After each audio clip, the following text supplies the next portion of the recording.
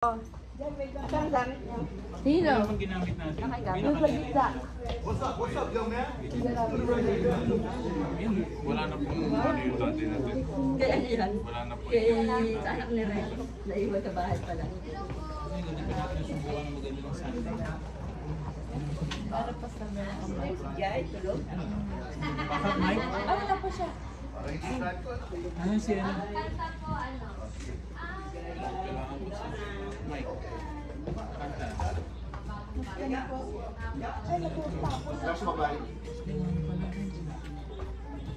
Pastor, yung iPad na kukunin sa Yung baka po. Baka camera. Pag yung kapag sa Mike yung ano, Labo. Meron na si Heidi? I think meron na. Ay,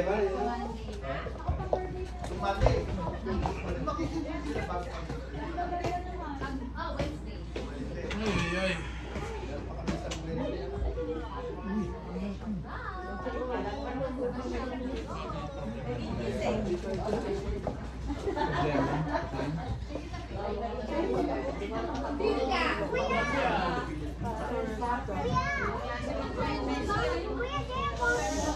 Hindi na masan?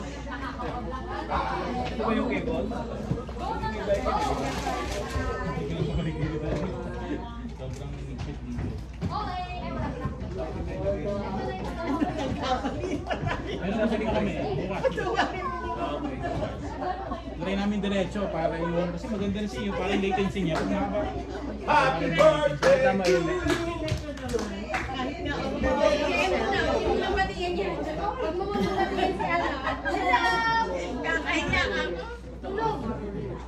Gising. Ito tulog. Ito gising. Tulog ka na. Nagpunta ako dito para kumain. Pwede kong gamitin yung lit mic rep. I think it's up there. Don't waste time. Pero ang nakasulat na ba? Kahit on the day. Ay, ito ba? I found it, Rem. I found it.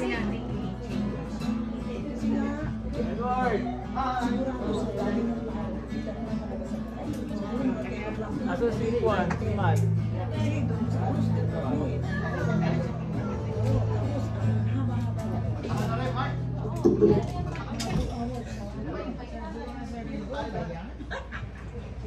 I-update mo. Ako pagbalik pa. 80? Hoy!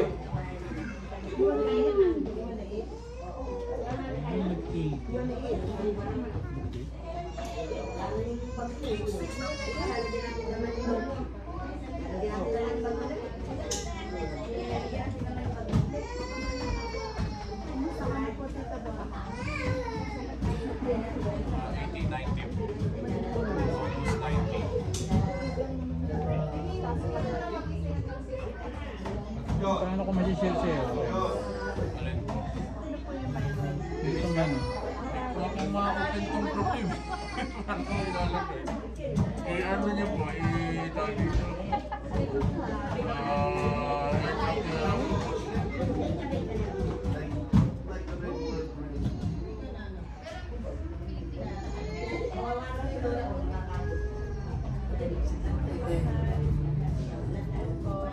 Yung prayer items ko last week, parehas pa rin.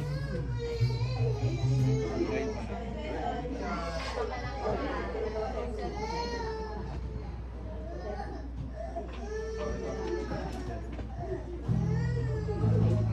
Hello po.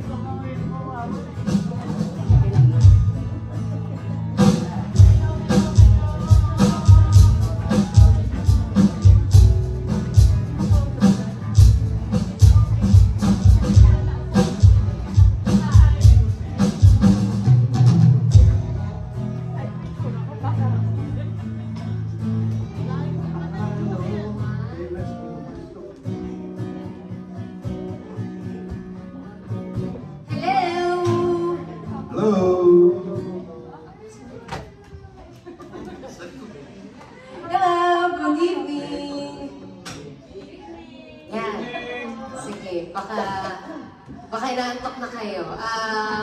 Happy tarrying night! Woohoo! Alright, night number 1. Sige. Wala namang attendance, pero it's good to see you here. Amen. Sige po. So, di ko pa nababasa yung devotional for today kasi mamaya ko babasahin. Pero yung devotional last night, it is in John chapter 21 when Jesus appeared to his disciples at the Sea of Galilee. And it says here, verse 3, Simon Peter said to them, I am going fishing. They said to him, we will also come with you. They went out and got into the boat, and that night they caught nothing. And then as the story goes, the following morning, Jesus was there, and then he told his disciples to let down your nets on the other side.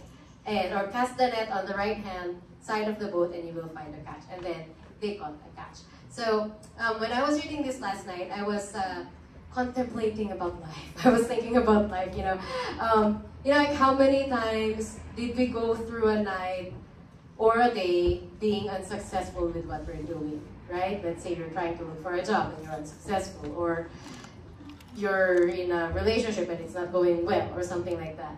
But Jesus always shows up. So he showed up to the disciples, even though he showed up the following day, but he showed up. And what did he do? He led them, just like how Jesus told the disciples, put the net down on the other side, the disciples did, and voila, they got it. So more than they could carry. I think it says 153 fish or something like that. So 3. Yeah. So what I learned from the story is Jesus always shows up. So we live in very uncertain times. I think even years before, times were uncertain. Now it's more uncertain. I don't know if you're looking at your money today, with what the economy is doing right now. But, whether it's up there or down there, Jesus always shows up. And for us, it's also good to show up before the Lord. Amen. So I hope that in these tarrying nights for this quarter, we, as we come to church, as we gather as church, we will have expectant hearts that God will show up, and as we show up, He will show up. Amen? Amen. Alright, sige, tayo pong lahat ay tumayo. At tayo po ay manalangin. Sige, pasalamatan natin ang ating Panginoon. Thank you, Jesus. Thank you, Lord God. Thank you because you are a God who is alive, Lord God. You did not remain dead, Lord Jesus, but thank you because you are alive, Lord God. You are risen from the dead, Lord God.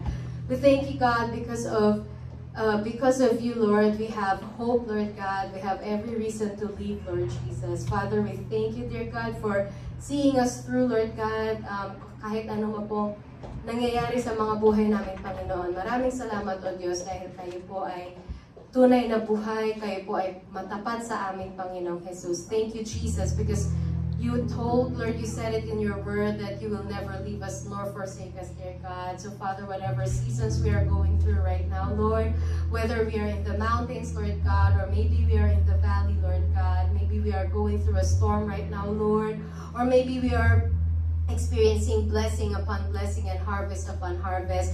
Thank you, God, because through it all, you are with us, Lord Jesus. So, Father God, tonight as we stay here, Lord, as we stand, Lord God, as we sing, as we open up our mouths, as we lift up our hands, Lord, as we praise you, Lord God, may you be glorified in this place, Jesus. Father, I pray, God, that give us all expectant hearts, dear God, Lord, that we are expecting to see you, Lord. We just wanna experience you tonight, dear God, and speak to us, Lord, in new ways tonight, Lord Jesus. Father, don't let us leave this place, dear God, without hearing your word, Lord, without being touched by your message, dear God. Open our eyes, Lord. Open our hearts, Lord God. Open our ears, Lord God. So, Father, we thank you, Lord. We thank you, God. So, good church, come on, let's give a loud praise to our God in this place. Clap your hands, open up your mouth, lift up your voices, and let's worship the Lord. Hallelujah. We thank you, God. We thank you, Lord. In Jesus' name we pray. Everybody say amen. Amen. So let's declare it in this place. My Redeemer lives. Sige, sabihin niyo sa katabi niyo. My Redeemer lives. My Redeemer lives. Amen. Tapos sa kabilang katabi. My My Redeemer Redeemer lives. lives. Amen. Alright, are you ready to worship God? Amen.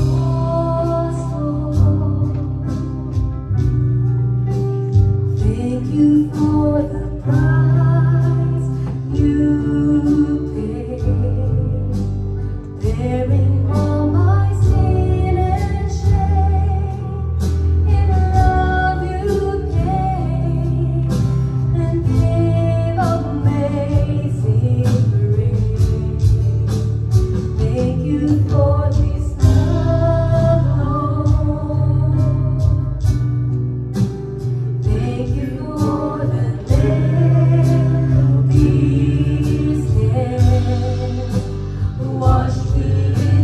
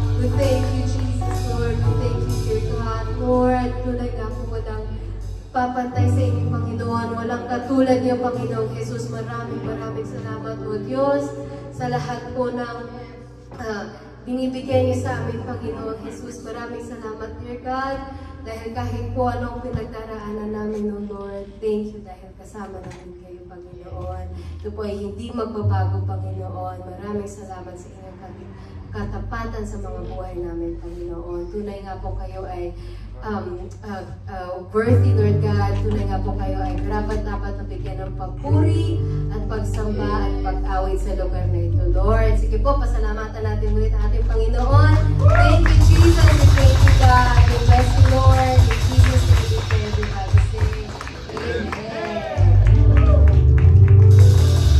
Okay, sige po. You can now sit down.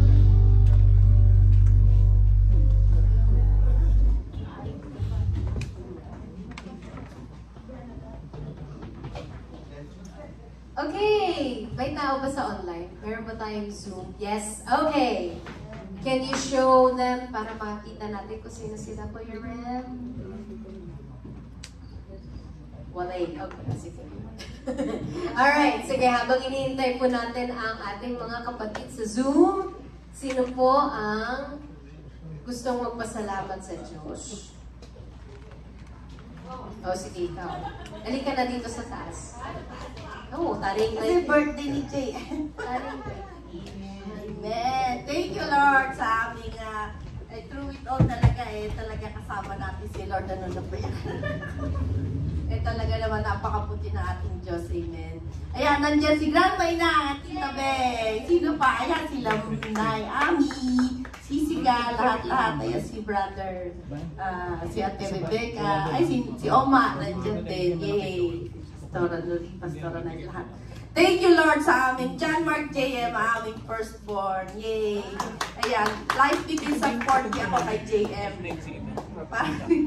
So, nung araw na yon, talagang medyo masama na yung pakiramdam ko, pero pumasok pa rin ako kasi baby shower doon sa work. Tapos sabi ko, hospital naman yun, kaya papasok na rin ako. Ayun nga, 9 o'clock a.m. Nagkaroon ng spotting. So yung boss ko mismo, dinala ako sa labor and delivery. Pero dahil first, 9 o'clock a.m., kinabukasan pa ako, nilabas si JM, 6 o'clock, 6 plus. Pero thank you, Lord, kahit anong hirap, nakita mo yung baby mo, di ba? So, thank you kay JM kasi si JM talagang, palagi ko matalino siya. Matalino, mabait. Kasi naalala ko nung kindergarten siya, sabi ng teacher, alam mo, baka mag-engineer yung anak mo kasi parang pinagano sila ng shoelace na napaka-organized ng dating. Yung talagang pantay-pantay ganyan. So, yung matalino siya, mabait, pero strict tong kapatid. Kasi alam niya yung masamang gawin at saka bawal sabihin. So, pagka yung mga kapatid niya nasasabi o nagagawa yun, parang siya yung daddy. Galit na galit. Pero yung sabi namin, JM, sabihin mo na lang sa amin. Ganyan. Tapos yung nakakatuwa na kapag may sumasakit sa kanya, Mommy, can you please pray for me? Ganyan. Tapos diba, there is power in the name of Jesus, diba? Yes. So si Mommy naman, galit na galit doon sa sakit na yan. Jesus name, Jesus name. Kaya umalis ka dyan sa buhay ni John Mark JM, buong yung pangalan niya. Tapos yung wala pang 3 minutes, naglalaro na o may ginagawa na siya, di ba? So palagay ko, faith healed him, di ba? Kasi naniniwala sa talaga siya. Tapos yun nga, sabi niya, Mommy, can we get invitation from church? Sabi, bakit? I want to invite my friends sa church. So yun, we claim, declare, and decree na ngayon, nagkapagtanda niya, maging servant siya ni Lord. Mag-serve siya sa kasama namin. Thank you, Lord, kay John Martin. JMGC, yeah, thank you, Lord. Praise God. Alright, sige, thank you, Ate Tina. More. Sige, sa online po, si Tatay Gangano. Eric.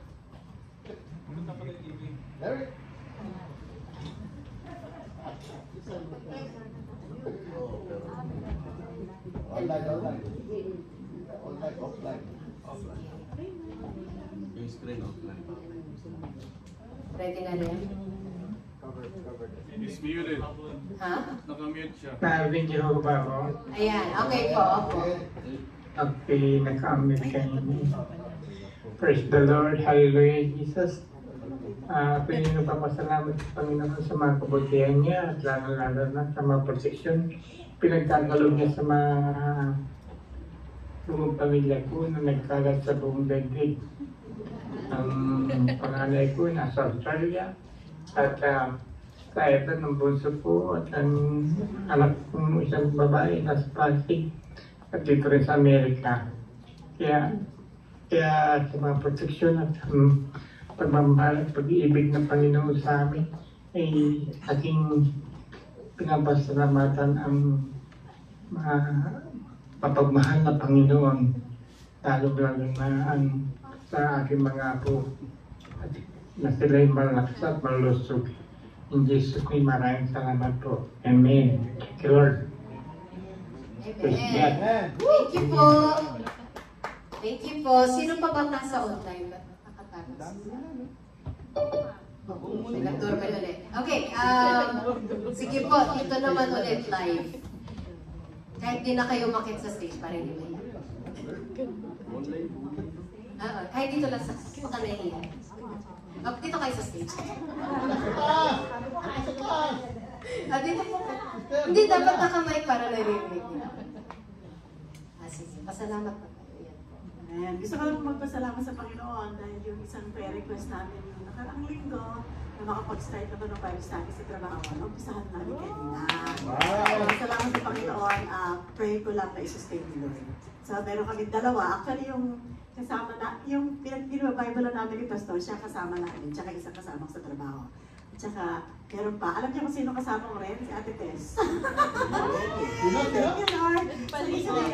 Kung mag-isara puso natin talaga magpagamit sa Panginoon, the Lord will make a way para tayo ay gamitin ng Panginoon. So I thank God sa opportunity and open door na pinagalang ng Panginoon. And I pray that sustain the Lord yun. Kasi ang sustenance sa Panginoon pa rin eh. At saka yung kalakasan, at saka yung willingness din natin na magpagamit sa Panginoon. So I thank the Lord. Thank you, Lord. I want to give praise to God. Glory to Him. Amen. Thank you po.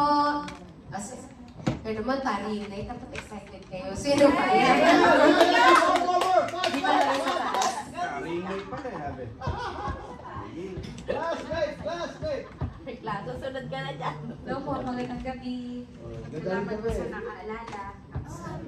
Hindi, gusto ko lang po i-share kasi nung pumasok po ako ng Monday, may previous client po ako kasi lagi nagpapapalit ng new bills. So, dinadala ko yun usually sa bahay niya. Ngayon, pumapasok pa yun sa car, no? Tapos magkakwento siya. Sabi niya, alam mo, Madonna, may sakit ako. Sabi niya gano'n. May lugo. Ayun po kasi real dito.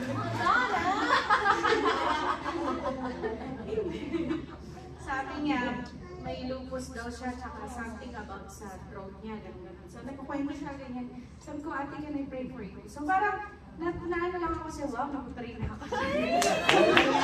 Hindi, before naman may na-pray na rin akong co-worker ko. Pero yung bang ano ni Lord sa'yo, yung pag nasa iyo na talaga iba, yung spirit ba nasa iyo. So sabi ko sa kanya, ate, pray kita. Kasi yung pinag-pray ko lang siya, ganyan. I think yung pag-attend sa prayer meeting really works. Kasi diba, you really get to the sense na talagang ipag-pray ng tao pag nangangailangan. So, yun, sabi niya, thank you. So, after na, sabi ko, ate, niniwala ka ba kay Lord? Sabi ko gano'n. Sabi niya, oo naman. Sabi niya gano'n. Though hindi raw siya nag-church, ganyan. Sabi ko, oh, okay. Sabi ko, may Bible ka. Parang gano'n kasi hirap itanong, di ba? Sabi ko, may Bible ka. Tapos sabi niya, oh, meron naman. I read. Sabi niya gano'n. I read yung Psalms, ganyan. Sabi ko, may alam, di ba? Sabi ko, okay ate. Sabi ko, that's good. Sabi ko, okay naman yan. Basta may relationship ka kay Lord. Tapos sabi ko, pag sunduin kita, sama ka sa akin. Sabi niya, yun lang. Sabi niya, okay, let you know. So yun lang, gusto ko lang i-share. Kasi parang, yung pag gano'n tapos yung isang co-worker, yung nanay naman may cancer. So parang, gano'n din, nag-offer din ako. So nakakatuwa lang. More daw. Last two. Sige po. Rebecca! Rebecca!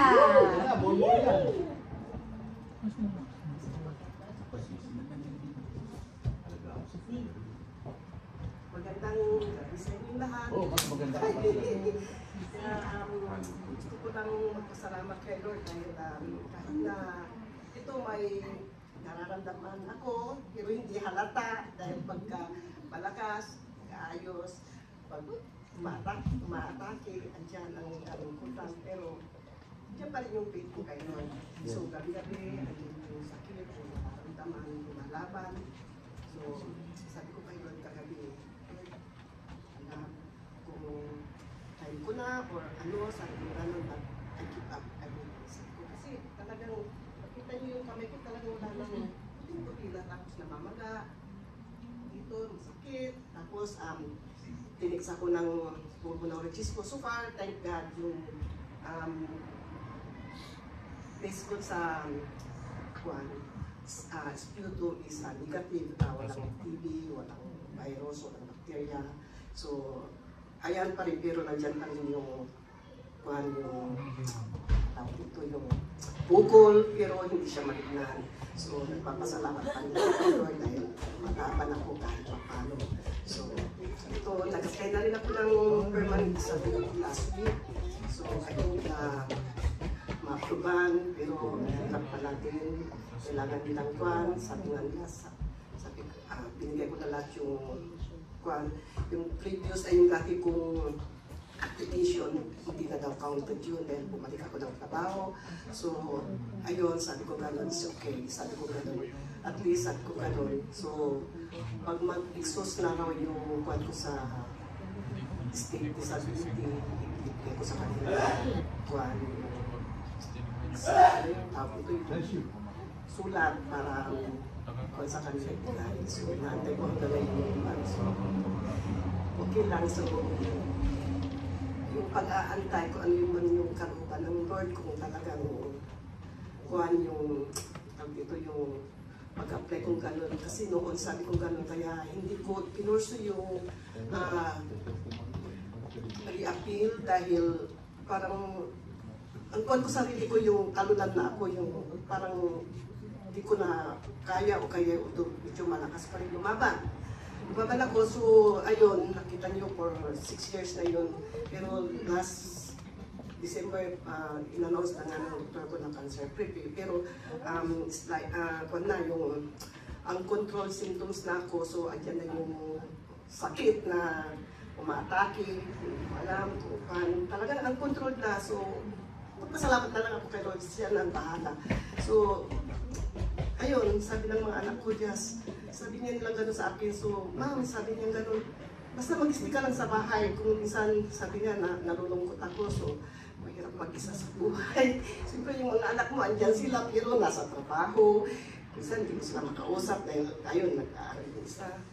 Salamat pa rin ako sa Panginoon dahil masaya, lalo na pag si Monica ko, sinasabi niya, oh ma'am, I got 4.0 GPA, sabi niya, then semester ako, sabi niya ganun. So, yung masaya ka kahit yung kwan, hindi siya nagsisimba, pero may uhog pa rin ako kay Lord na someday bakit niya, pinag-pray ko siya lagi. Tapos sabi niya ganun, ay niyayaya ko siya every Sunday. Tapos ngayon, sabi ko, Lord, ikaw lang bahala sa mga anak ko kung ano yung kwan. Balik mo yung dati namin kwan, yung sabay-sabay kong magsimba lang sa Pilipinas. Ganun na. Yun, thank you, Lord. So, ito naman, isa, galing ako nagising ako ng maaga, mga 9 o'clock, 10 o'clock siguro. Kasi hindi ako nakakatulog ng gabi, so, ang ginawa ko, first lang ako nag-healer, tapos punta ko ng Dunkin' Donuts, nag-drive-thru, tapos ayun. Usually hindi ko ginagawa naman yung, mag-stay ako kunti lang, so pinark ko yung sasakyan ko sa harap ng Dunkin' Donuts. So habang kumakain ako, pinark ko yung kape, tapos natira na lang kape. May biglang dumaan na lalaki, sabi. Tapos kinakaw niya yung basura. Siguro naghahanap siya ng kakain niya, hindi naman siya yung naninigarilyo. Kinakaw niya, wala siyang nahanap, minsan kaso kinakaw. So, Lord, sabi ko gano'n, wala akong gas dito sa wallet ko. Tapos, ubus na yung pagkain na kinakain ko. So, Lord, sabi ko gano'n, tapos umalis na siya. Tapos biglang may tumawag na lalaki sa kanya, binigyan siya ng pera, hindi ko alam kung magkano. So, natuwa siya, ginagin niya, tapos pumasok sa Dunkin' Donuts. So, iniisip ko, siguro pag $5 lang binigay sa kanya, isang kape lang, sabi ko, parang natas ako, sabi niya, siguro si Rosia, pumasok ka, para ibigyan mo siya ng ito. So, nung binili ko siya, parang yung bang conviction, yung makapagbigay ka ng kahit kunti, yung bilang ko, di ba sabi niya gano'n, dalawang binigay ko ito, isa lang yung gusto niya, pero bigyan ko siya ng kwan, so nakakatuwa, so ba yung umuwi ako na may galak, tuwa, ganun ba yung kahit kunti lang na may kwan mo, kumain ka, tapos yung tao hindi siya kumain, yun lang ang measure ko lang sa inyo.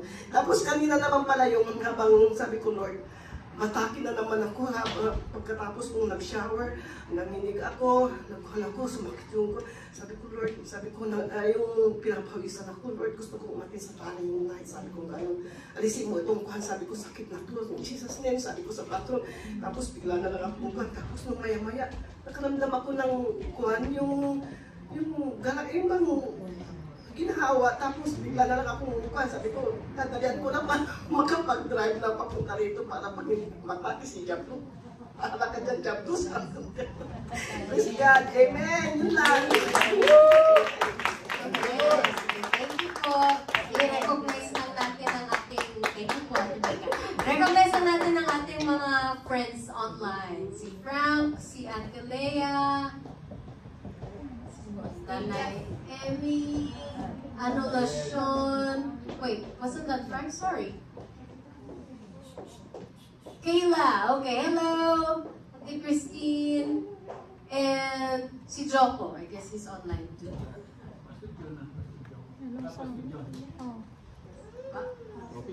Oh, okay. Alright, sige. So, meron pa bang isa? O, no more.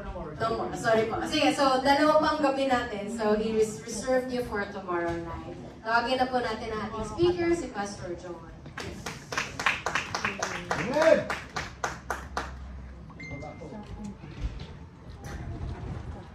Good evening. Welcome sa ating first studying night. First night of our studying nights. Thank you for coming. And, Pastor Mike po. Clap of praise to our Lord. Thank you, Pastor Lord. Mike daw po. Sa likod niyo po, Pastor, meron.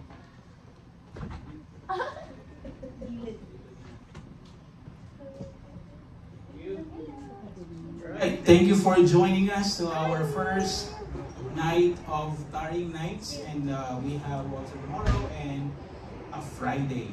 Okay, so we are now going to study the principles of prayer in Gethsemane. So this is the prayer of our Lord Jesus Christ. It's not about teaching. It's how Jesus himself experienced this kind of agony, and kanyang resort ay to pray. Ba't ba kailangan pa mag-pray? Lord na nga siya.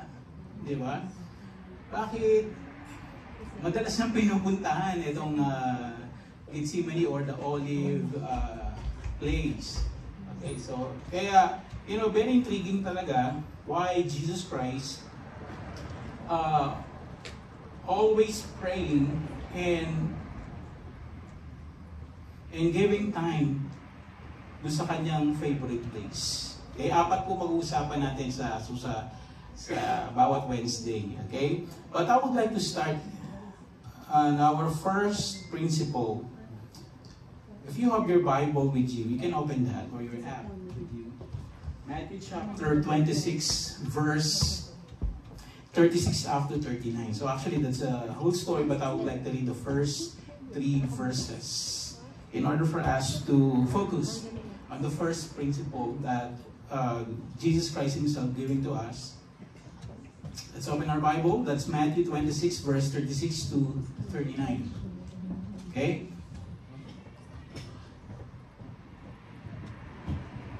Yes. Then Jesus went with them to a place called Gethsemane. And he said to his disciples, "Sit here while I go over there and pray."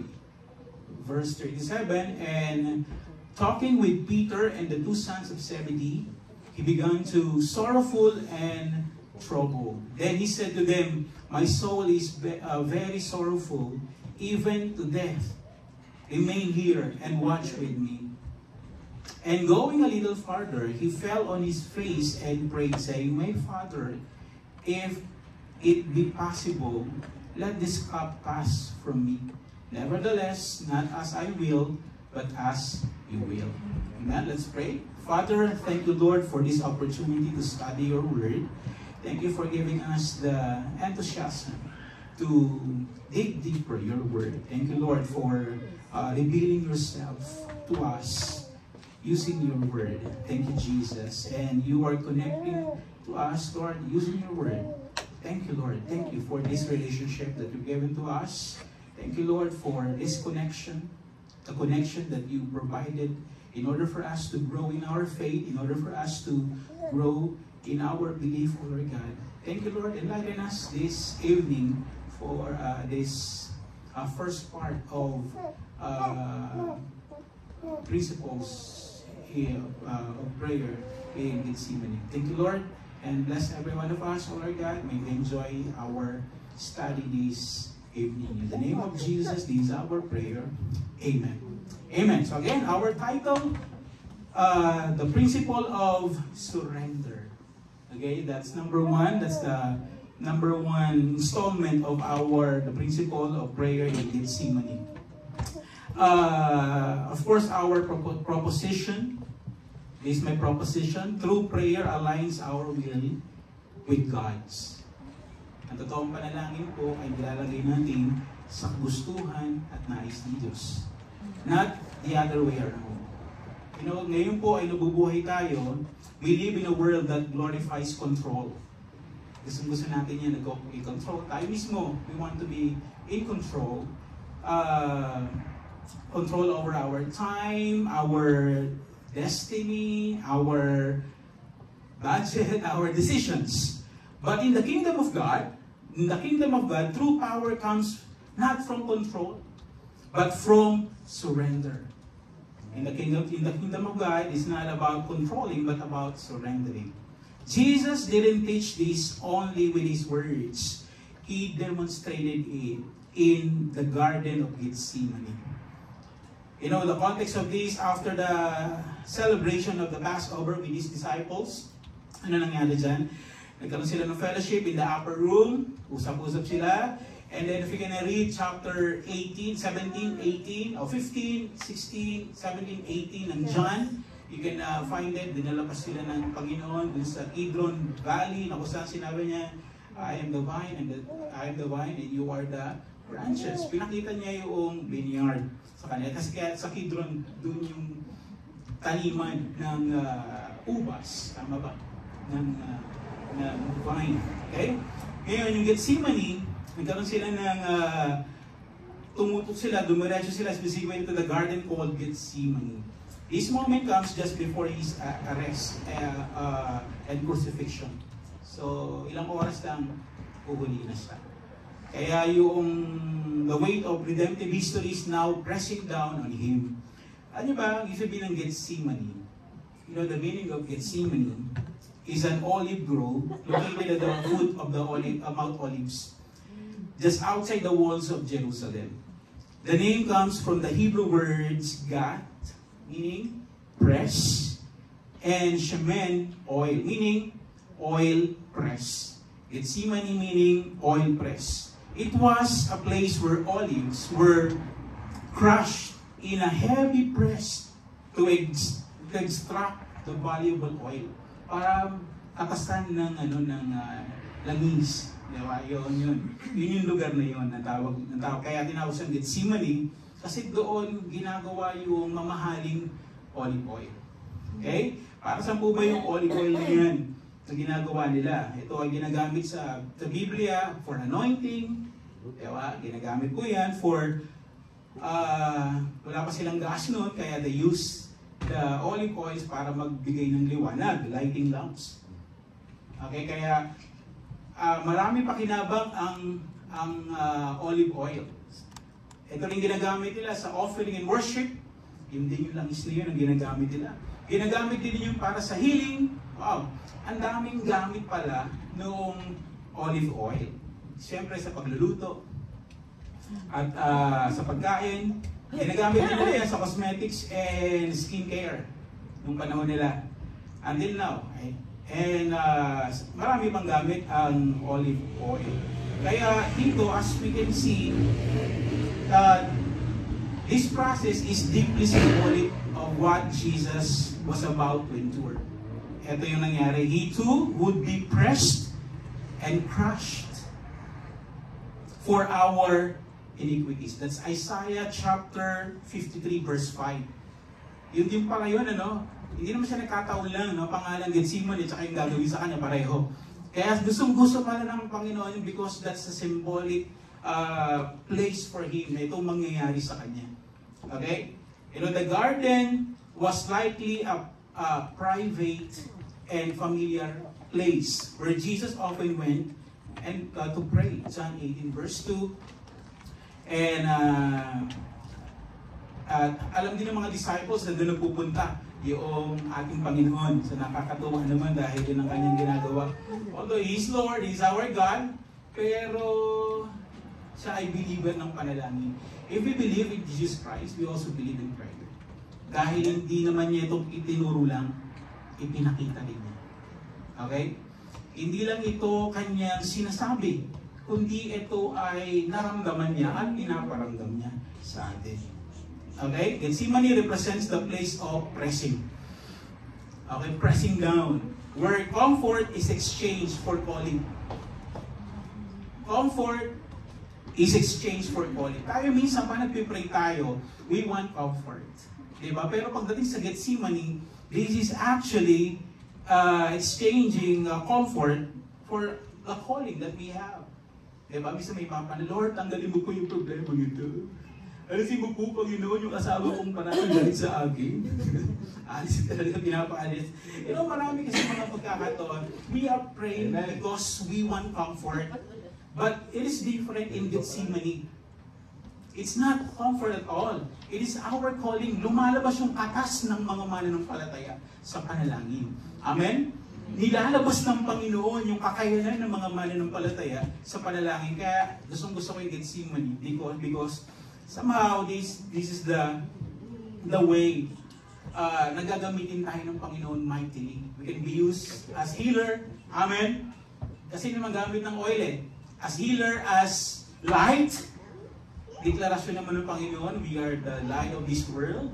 Amen? Tama ba? So, kaya itong panalangin ng Panginoon is not just dahil ito ay gusto lang niya ginagawa, but because mayroong resultang maganda sa Kanya. You know, Gethsemane is where the will is tested and aligned. So that's it, the Gethsemane. Tested and aligned. Kita naman natin kung ano yung naramdaman ng Panginoon eh. Hindi naman siya yung ano lang eh, di ba? Para relax lang eh. Okay? Mga sinasabi niya talagang galing sa kanyang nararamdaman. Jesus models the ultimate surrender to the Father's will.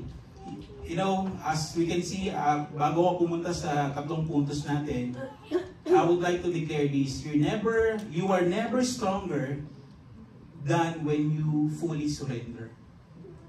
Diba? So, Jesus Christ Himself, pinakita yan. Kapag may pag mayroong, kung gusto natin maging stronger, then we need to surrender. Amen? You know, prayer is not about bending God's will to ours. It's about aligning ours to His. Pag nagpipray po tayo, Gethsemane, naalala natin. So ito yung pagpipray na we are aligning our will to our God. Hindi, Lord, itong gawin mo sa akin. Lord, pwede ba bigyan mo ako ng aking mapapangasawa? Ito po ang itsura, matangos ang ilong, mahaba ang buhok, maputi po siya. Ito po picture, oh. Siya na po. Diba? Ulan na lang ganun. But, pag nasa Gethsemane ka, it's not about your will anymore. It's not what you want. It's what God wants in our lives. Amen? So that's Gethsemane. Can you repeat after me, Gethsemane? Ayan. Okay, kaya nagbabago yung prayer lifestyle natin kapag naalala natin Gethsemane. Ito pala ay laban sa ating comfort at the same time sa ating calling. Okay, so may mga sita sa Biblia na nagpapakita pa nagpipray tayo, nako-comfort tayo. But again, Gethsemane is different one. Probably we need this one. Victory starts when your knees hit the ground. Doon pa lang tagumpay na tayo kapag dumulog na tayo sa ating Panginoon. Let's see the principle of our God. The place of surrender. According to that, I have the quotation. You are never stronger than when you fully surrender. Okay. Number one, the place of surrender. So again, that's the oil press, a place where olives are crushed to release oil. Jesus enters this symbolic space as He prepares for the cross. Alam naman natin, siya ay huhuli na, pero that's a preparation. Ang hirap, di ba? He doesn't go alone. Actually, sa verse ito, may kasama siya. Kasama niya yung kanyang closest disciples. Si Peter at saka yung son of thunder. Sino yan? Si John at saka si... Correct, James.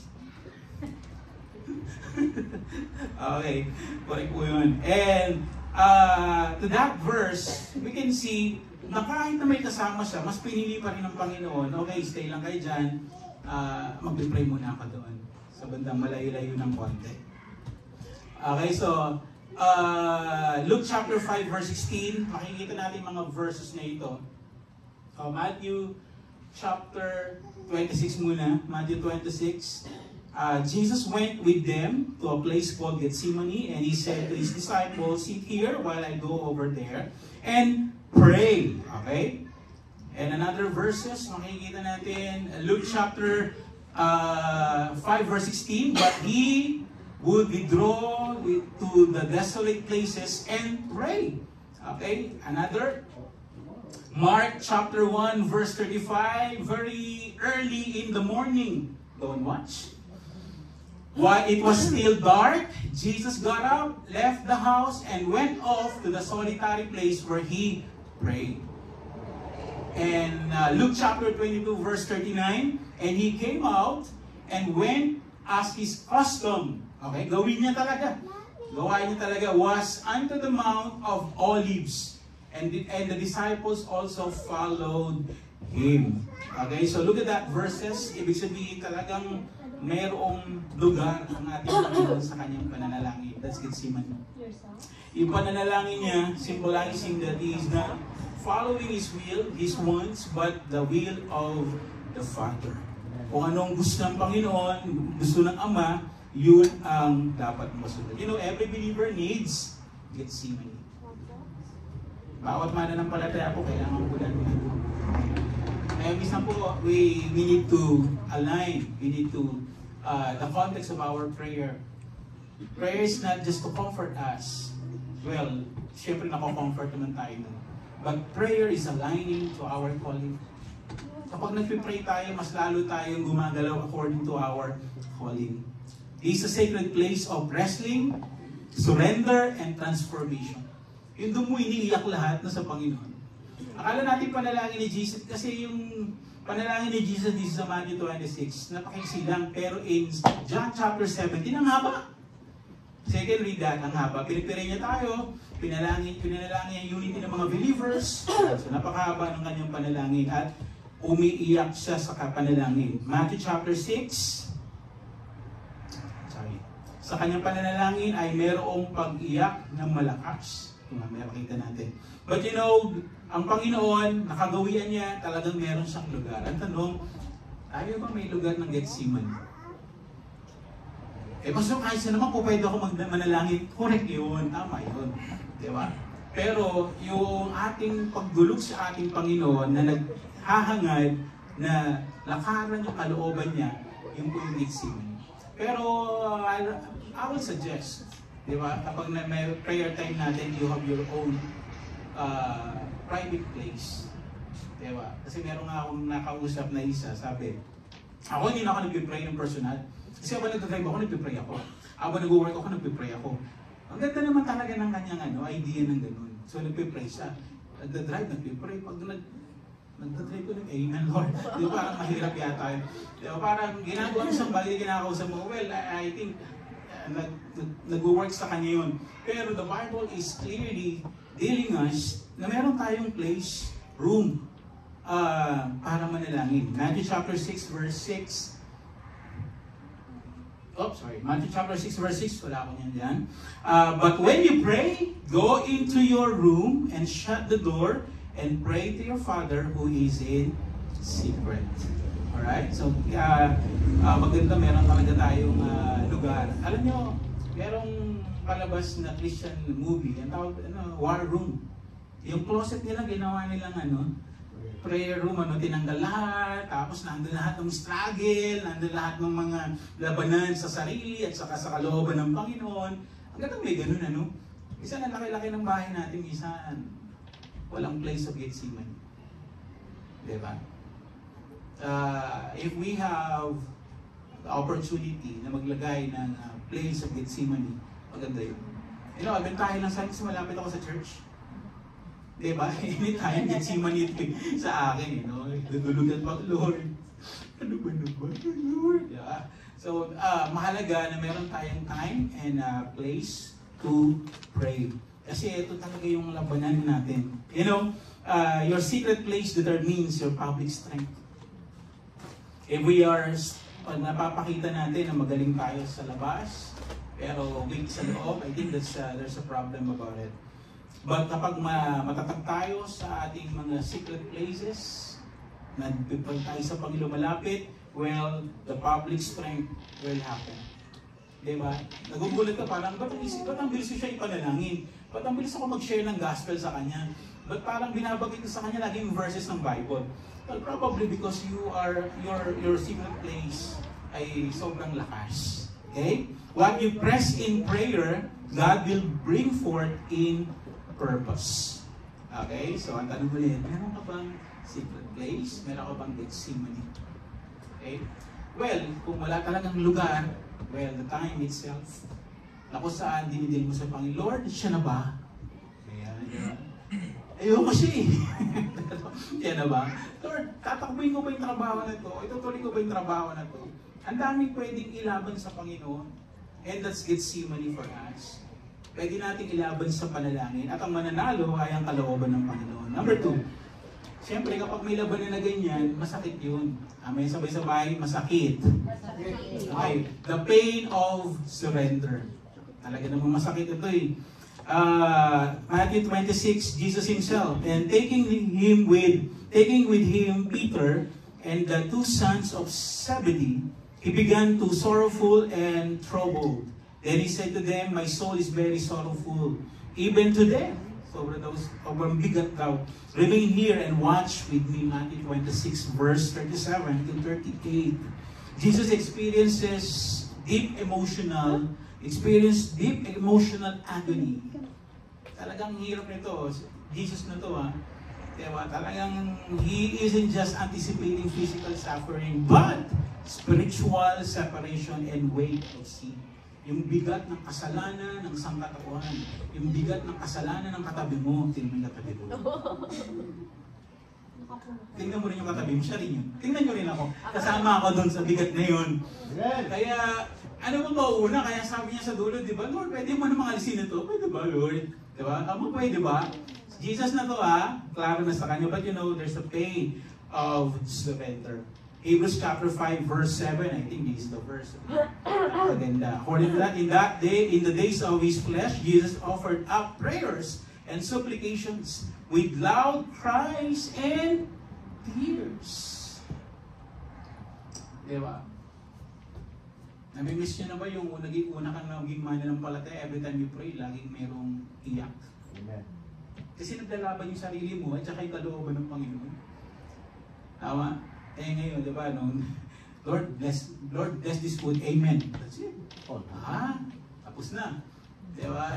Siyempre, may mga ibang mga religious people din, nalalabas ang bahay, gagano lang, that's it. Diba? Tapos na. Di ba? So, I think, this is a reminder for us. Kasi laging merong labanan. Kaya laging merong Gethsemane sa buhay natin. Hindi inaalis ng Panginoon na meron tayong maramdaman na ganung sakit. It's part of humanity. Dito, expression ng Panginoon, this is the full expression of the Lord Jesus Christ. Talagang agony. Unto death, sabi niya. Sobrang bigat. Nag-open pa siya sa mga disciples niya. Diyan lang kayo mag-pray ako. Mananalangin ako. There will be times when surrendering God will involve emotional turmoil. Pag nag-pray tayo sa Panginoon, talagang hindi ka dadapuan ng parang encouragement. Talagang merong labanan. Ang hirap talaga nun. Yung pain of surrender. Kahit sino naman di ba? yung asawa mo, pag di nagpapasakop sa'yo, di ba? Anong nararamdaman mo? Bye. Diba? So parang masakit talaga. So pag wala yung surrendering heart, ang hirap eh, di ba? You know, you just imagine Jesus Christ, si Jesus na to, di ba? Kailangan niyang daanan yung mga bagay na ito, pero masakit talaga. Pain doesn't mean you're faithless. Kapag masakit, hindi nangangahulugan, wala kang pananampalataya. Ibig sabihin lang nito, ikaw ay tao. Tingin sa katabi, tao. Tao. Yan, nakakaramdam ng sakit. Tao. Sakit. Pain. No? It means you're human. And God meets you there. Diba? Alam niya na nasasaktan tayo. Amen? Meron tayong pakiramdam na ganyan. In fact, this is a comforting verse. Psalm 34 verse 18, the Lord is near to the brokenhearted and saves the crushed in spirit. Okay? Again, pain doesn't mean you're faithless. It means you're human. Okay? Tao tayo. Meron tayong nararamdaman na gano'n. Totoo naman. Medyo mahirap lang talaga, pero tinuturuan tayo ng panalangin sa Gethsemane na may kasamang pain when we surrender to our God. Hindi po siya mabilisan. Pag sinabi, sino gusto mag-surrender? Amen! O pagkatapos nun, anong gagawin? Hindi mo makikita ng Sunday. O amen! Asa na yun? Diba? So mahirap talaga. Diba? So yan ang realidad. Sometimes the will of God will break you. Okay? Sometimes the will of God will break you before it builds you. Bago ka niya buuin, siyempre, babasagin muna tayo kuminsan. Amen. Diba? Taas na kami yung mga basag. Hindi sabog ha, basag. Okay? Bible study kami kahapon din sa inyo. Sa ako ba tawag? Ganun ako ito about the sacraments of God. Kasi ganun ang Panginoon eh, di ba? Hindi siya yung laging ipapamper eh. So if He wants to build us, definitely ang gagawin niya muna, He will break us. Amen? Kaya minsan okay lang. Minsan, pag masakit, we should trust our God. We just remember this Gethsemane na minsan, the will of God definitely will break us. Mahirap talaga yun. Tandaan natin, tears are not sign of weakness. Pag naiyak, hindi mahina. Sa babae, madali ano? Di ba? Lalo na yung mga panasarapan, sumiyak talagang lahat na tumutuloy. Pag ganyan, pag ganyan. Lahat natuloy. Saka dito meron din. Pero sa lalaki, ang hirap, di ba? Ang hirap umiyak kasi akala natin, kahinaan yung pag-iyak. Kaya that's why may Gethsemane. Yun ilalabas talaga natin yung ating nararamdaman. Tears are not a sign of weakness. They are the language of surrender. Amen? Tama? Kaya, okay lang. Maiyak ka din sa katabi, okay lang, maiyak. Lalo na kapag dumadalangin tayo sa Panginoon. Idinadalangin natin yung gusto natin mangyari, pero iba yung gusto ng Panginoon. Okay? Jesus doesn't pretend. He expresses His desire honestly. You know, faith is trusting God when the feelings don't follow. Pag yung parang, Lord, dito gusto ko eh. Dito pakiramdam ko maganda eh. Pero yun yung pananampalataya. Na alam natin kahit na hindi yun ang gusto natin, hindi masarap sa pakiramdam, dadaanan pa rin natin because we trust our God. And that's Gethsemane. Amen? We trust our God. Kaya minsan may ganun tayo, Lord, ba't ang ganun ang dami kong utang? Ba't ang dami kong mga kailangang asikasuhin? Bakit parang kulang ang 24 oras? Parang kulang ibang trabaho sa akin. Ang dami natin pwedeng ilaban sa Panginoon. Ang dami natin po pwedeng ilapit sa Panginoon. Well, definitely, hayaan natin manalo ang Panginoon, hindi yung ating kalooban. Yes. Amen? Amen? Sabi sa tabi, Amen! Amen! Manalo ang ating Panginoon at hindi ang ating kalooban. Number 3, the last one, the power of surrender. Ano ba yung kapangyarihan nito? After that scenario, this verse, chapter 26, verse 39. Okay, yes. Okay? The power of surrender. Okay, basahin natin yung verse 26 to 39. Chapter 26:39. And going a little farther, he fell on his face and prayed, saying, My Father, if it be possible, Lord, pwede ba? Ama, pwede po ba? Let this cup pass from me. Parang gusto niya sabihin, Lord, wag na lang. That's right. Diba, Lord, wag na lang. Parang tayo, di ba? Lord, pwede bang iba na lang? Diba? Lord, pwede bang wag na lang dyan? Doon na lang sa gusto ko? Diba? You know, Jesus Christ declaring this, let this cup pass from me. Nevertheless, not as I will, but as you will. Napakagandang deklarasyon mula sa Panginoon that we can declare every time meron tayong Gethsemane. Meron tayong battle. Meron tayong pinipress tayo para lumabas yung oil, yung katas, yung bunga ng pananampalataya.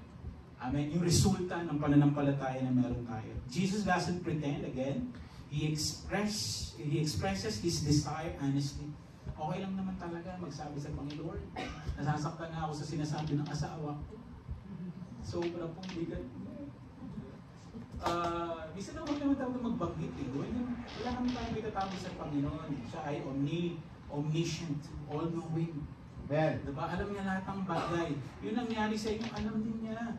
Yung detalye ng nangyari sa inyong sitwasyon, alam niya. So, wala tayo may tatago. We should be honest.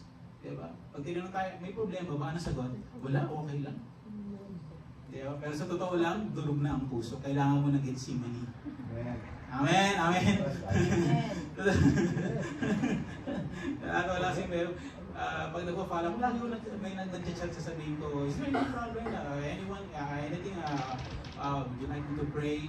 Wala, okay lang, I'm good. Tapos may isa nag-reply sa akin, I'm good, pastor, dami lang problema pala. Diba? Sabi ko, wala ka palang problema. Sabi ko sa kanya, pero ang katotohanan, kung tayo dumadanas ng ganyan, kailangan natin ng Gethsemane. Amen? Okay lang mag-press tayo, pero alam naman ng Panginoon kung ano ilalabas natin. His desire, sabi niya, let this cup pass. Sabi ko, kung gano'n, Lord. Pero hindi siya natigil lang. Ano sabi niya? He doesn't stop there. He submits. Nevertheless, not as I will, but as you will. Amen. Hindi po ang kalooban ko, kundi ang kalooban mo. You know, napakaganda ng pagpapakumbabang ginawa ng Panginoong Jesus. Surrendering His will to the Father. Philippians chapter 2 verse 8. Chapter 2 verse 8, according to that verse, and being found in a human form, although He is God, He humbled Himself. He humbled Himself by becoming obedient to the point of death, even death on a cross. So, gano'n ang pagkakabanggit sa kanya ni Pablo because Jesus Christ surrendered everything sa Ama. Surrender isn't about defeat. Kasi kala natin kapag nagwagayway na tayo ng white flag, talo na. Diba? It's about trusting that God's will is greater than our understanding. Hindi ko naiintindihan itong nangyayari, Panginoon, pero magtitiwala ako sa iyo. Hindi ko po alam bakit ako dumaranas ng ganito, pero maniniwala ako sa iyo. Ang ganda rin ang declaration ni Job, chapter 13. Though He slay me, sige kahit patayin ako, I will hope in Him. Yan ang declaration. Sa Kanya pa rin ang aking pag-asa. You know, true prayer doesn't just change circumstances. It changes us. Right. Pag nagpipray po tayo binabago. Tayo yung inaayos. Kaya po may lumang kasabihan sa panalangin. Imbis na Panginoon, nagiging Panginoon. Panginoon. Kanina galing kami sa Costco. Kasi nagpipray talaga ako, sabi ko, Lord, dumaan kami, laki ng TV. Pagka ako ngayon, sabi ko, kaya ko to. Pero bumalik pa rin ako, tinignan ko. Sabi ko, Lord, ang kalooban mo masunod. Kasi mura sa Costco, mura. Sabi ko, mura nito. Kailangan ba namin? Nandiyan si Mrs. Ano ko, hindi natin kailangan yan. Kailangan yan. Okay naman yung TV namin doon. So, nasunod pa rin ang kalooban ni Mrs. Nasunod. Power of the Holy Kasi yung Spirit. talagang gagastos kayo. So, kailangan namin magtipid-tipid. Siyempre, mabuti na lang. May ganun tayo. Minsan parang, Lord, nag-usap kami ni Brother Ivan. Charo, tinanggal niya na yung app niya ng shoes sa cellphone niya kasi bilis bumili. Alam mo siya lang, ako rin. Pero binili ko rin. Tapos tinanggal ko ulit. Ngayon, Nike. So, ngayon, wala pa rin. Okay, wala pa rin. Pero nakakalaban yan, no? So, balik ko ulit sa Gethsemane ng Lord. Diba? So, kailangan may panalangin yung sarili natin para, na yung kalooban at nais ng ating Panginoon. Obedience may cost you comfort, but it always brings glory. Your surrender sets heaven in motion. Wow. You don't need to understand the plan. Just trust the one who made it. Amen. And that's our God. Amen? Hindi mo talaga maintindihan, Lord. Lord, hindi ko talaga mag-hits, pero I will trust you. Kahit hindi klaro sa akin, 100%, hindi clear sa akin, but I will trust you. Well, that's Gethsemane. Surrender is not losing, it's letting God lead. When we surrender, it's not losing, it's letting God lead. Amen? So that's 3 points for us. Meron daw isang missionary na nalangin siya, nag-pray siya. Missionary once prayed, Lord, keep me safe. Yun ang panalangin, di panalangin natin, di ba? Lord, papasok po ako ng trabaho, keep me safe. But, ano nangyari? God sent him to a dangerous village. I think naman ito kung Sunday. No? He sent him to a dangerous village to preach. Ano nga, Lord? Di ba ang panalangin nyo, keep me safe, pero ba't dito mo ako dinala? Wala siya magawa. Of course, kailangan surrender his comfort. Kasi nga, papatayin siya pupunta ron. He obeyed, and the revival broke out. Grabing nangyari doon. He realized later, safety is in the absence of danger. Safety is in the absence of danger. It's the presence of God in the midst of obedience.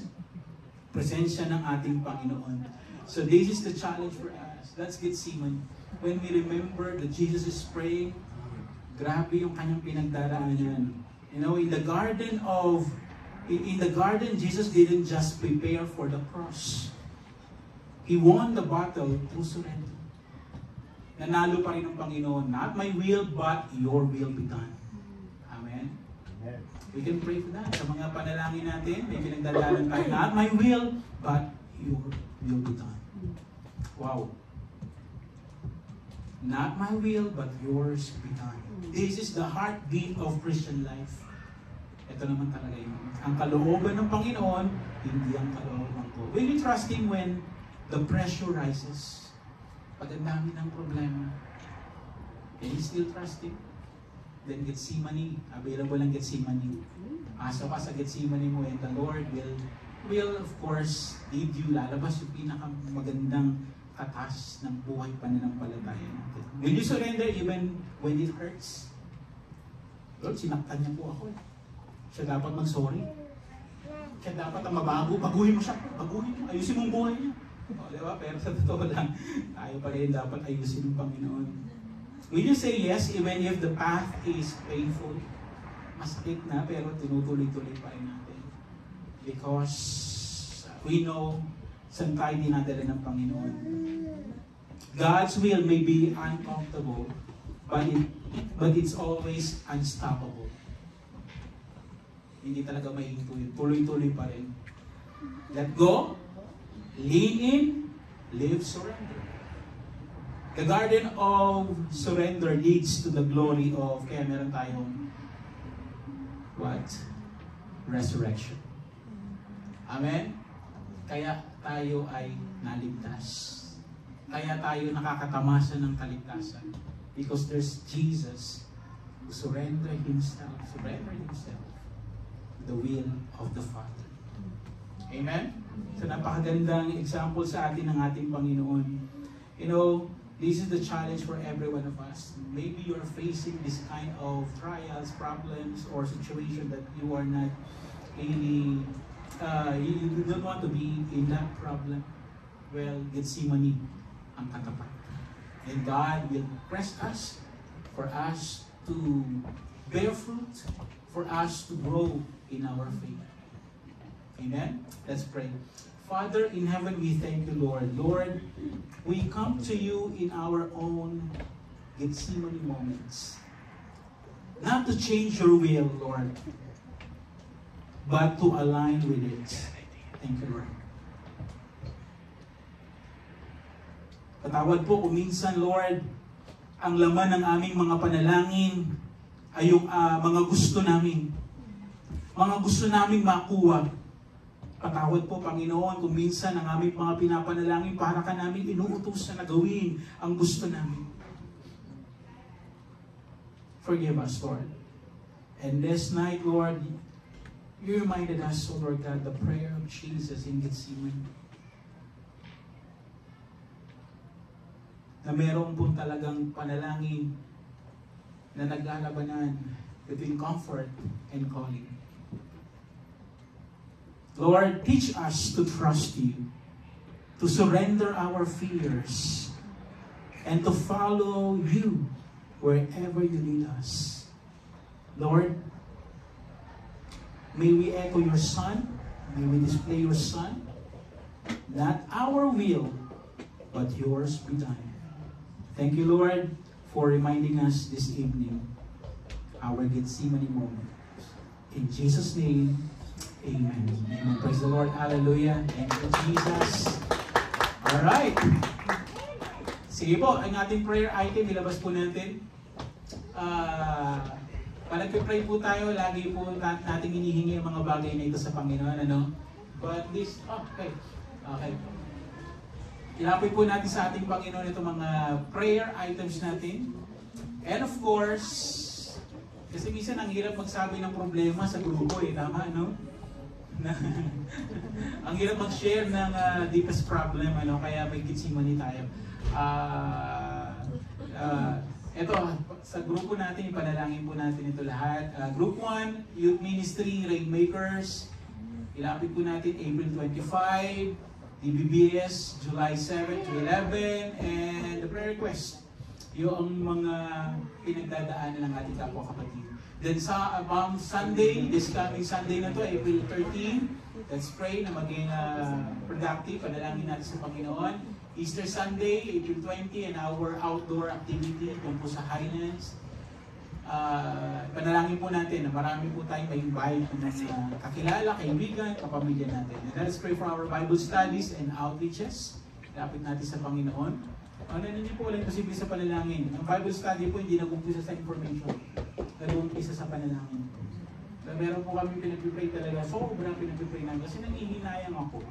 Di ba? Sa pamilya nila. Pero gumawa ang Panginoon ng parang nagulat kami talaga. So, sabi niya, pahatin. Sige po, pahatin ko yung anak ko. Yung dalawa niyang anak sa young people. So, sabi ko, nakakatuwa. Kaya, wala ka namang ginawa. Pero, because you pray for it, and God will answer yung panalangin na yun. Okay, kaya yung Bible study natin, ipupugin po natin sa panalangin. Meron po tayong Sabado sa Fairfield, at saka meron tayong Sabado, this coming Saturday, dito po sa Baleo. Sino kayang may bahay ang mag-host? Ayun, sabi ko na Sister Donnie magtatasi. Sige, maraming pupunta. Pero mag-ambag tayo ng food natin, panalangin natin, ilapit natin sa Panginoon. And then let's pray for our family camp 2025, August 8 to 10. Okay, so hindi pa po naka-register, please, register na po tayo online. Meron po tayong QR code dyan, yung cellphone po natin, picture natin, lalabas po yung click natin, kung na po tayo pupunta sa ating church center. Then po tayo mag-register. Pwede po kahit $40, basta pwede, no? Pero nakalagay ko 70, basta kaya 70 nalagay ko eh. So, 70 yung minimum. Basta depende po sa pamilya mo. Depende sa pamilya. Ganun pala yun. Ang galing, ano? So, pwede mga $40, pwede. Kaya pwede na po kayo mag-register. Ayan, maraming salamat po. Then taring nights natin, panaglanin natin 10, 11, pagpalain pa tayo ng Panginoon. Okay? Sige po. Tayo po ay dumalangin sa Panginoon. After this, bago tayo kumain, mag-worship po ulit tayo, magpuri tayo sa ating Panginoon. Okay? Bilang po tayo, 1, 2, 3. 1. Ito po mo. Wala po kayo ninang. 1, 2, 3. 1, eh, walk tayo. 2, 3, 1, 2, 3, 2, 3. Iyo po, 1, 3, 2 si Pastor, 2, 3, 1, 2 po kayo. Dito pa yun, 2, 3, 1, 2, 3, 3, 1, 2, 3. Okay, so, sige po, magsama-sama, 1 dito, 2 dito, 3 doon po sa kabila po. 3. Dito, 1.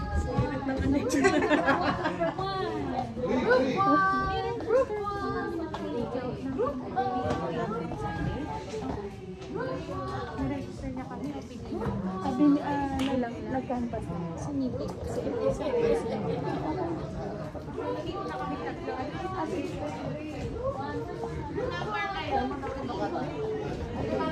Tapos, don't forget po yung panalangin natin kung meron po kabatid na nabibigatan.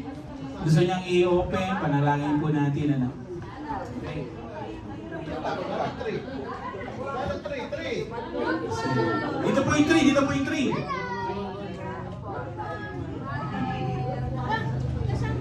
Ikaw. Pwede ka 1, 2, or 3. 4. Pastor, 4. Okay. May iwan dito. 1, 2, or 3. Halika, sumama sa akin. Dito. Focus ka lang sa mga pangit mo. Halika, tara.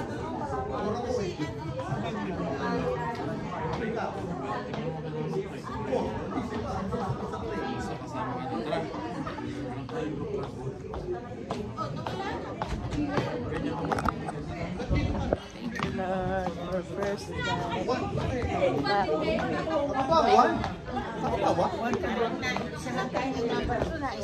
Hi! Ang cute. Ay, thank you po. Siyempre,